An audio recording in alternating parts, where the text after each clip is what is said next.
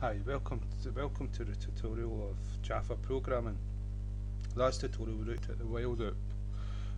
The while loop tests a condition to see if it's true, and if it's true, it executes the loop, comes back around, tests again, executes the loop if it's true. But if it's false, it exits the while loop and moves on to the code after the while loop. And I said I'd look at the do while loop. So it's a keyword do with the braces. Start and end braces, and at the end you've got, instead of a beginning, you've got the while, the brackets with the condition inside, and to end, to let the compiler know that the code's ended, semicolon.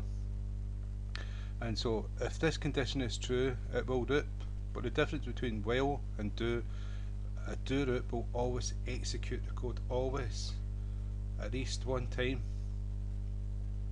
because even if it's false, before it gets to test the condition, the code's executed. It's going to start here and work its way down to get to the end, then test the condition. If it's false, it exits the loop, doesn't go back again, but it's already executed once. With the while loop, it's the opposite, tests it straight away, and if it's false, the code does not get executed. So that's the only difference between the while loop and the do while loop. So what we've done is we made them false, and so it's num is not less than 10. So we're going to say num is equal to 10, and we'll have a continuous loop.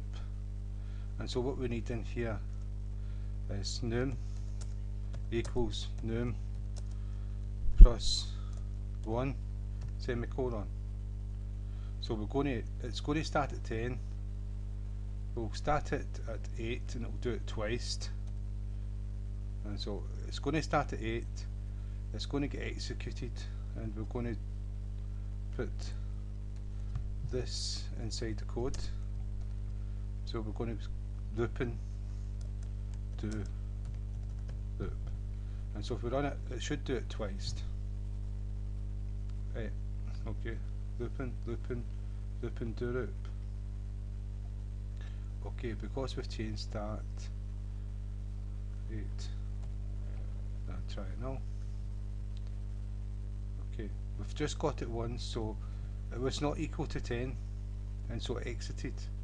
So what we'll do is we'll say if it's less than 10, so S true, and so it will do it 2 times. So done it first, started at 8, incremented it, then tested the condition, which it was now 9.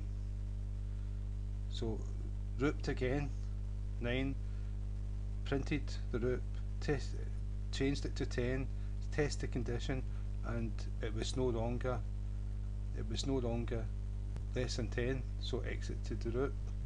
And so we make this smaller, 4, and so what I'm getting across here is it starts at 4, comes in, prints out the loop at 4, adds 1 to 4, num is now 5, tests it.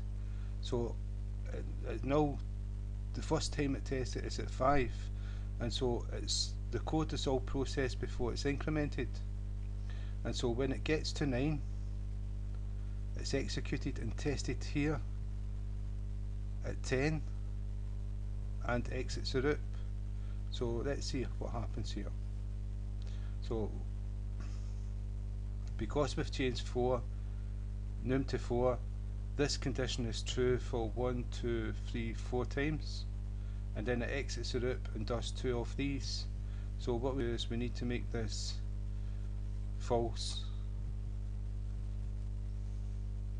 Right, and so what we've got is like 1, 2, 3, 4, 5, 6 loops. So 6 added to 4 is 10. And so when it gets to 10, it does this at 9, adds 1 to it equals 10, and this becomes false, and it exits the loop.